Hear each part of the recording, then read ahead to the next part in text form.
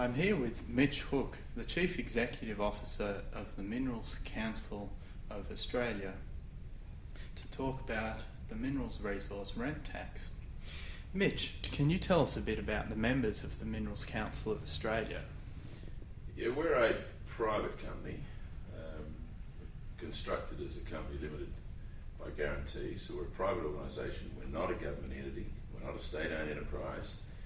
The members here are the minerals and energy companies of Australia, from the big guys, from BHP Billiton and Rio Tinto and Xstrata and Anglo Coal, all the way through to junior explorers and small to mid caps. So we're a representative body, but we're a private organisation. Our funding comes from those companies. We have no government monies. We're not a government entity. Have you spoken to the Federal Treasurer, Wayne Swan, about the Minerals Resource Rent Tax, and were you satisfied with his response? We had a lot to do with the Treasurer. We had a lot to do with Treasury in the design of the new tax arrangements for the minerals industry. We were the architects of consideration of reform of the state-based royalty system, largely because it does not define or differentiate the arrangement between the state who owns the minerals.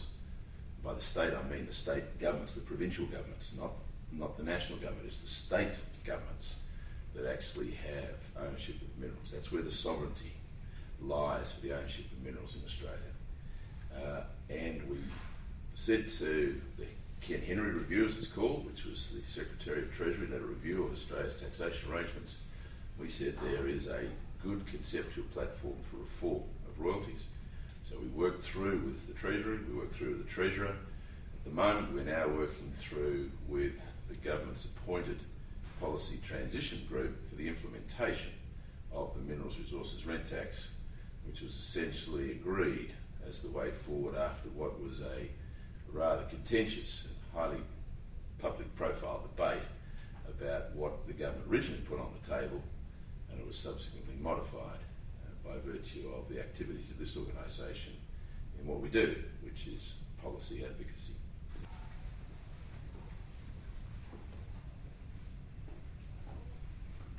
So were you satisfied with the tax in its current form and the Treasurer's response to your discussions? It was the best deal we could get at the time. It doesn't address the underlying fundamental need for tax reform.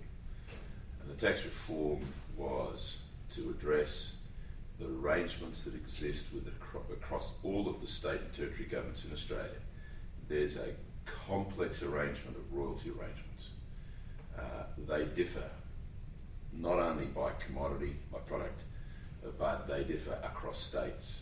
They differ depending on the relative price, the relative volumes.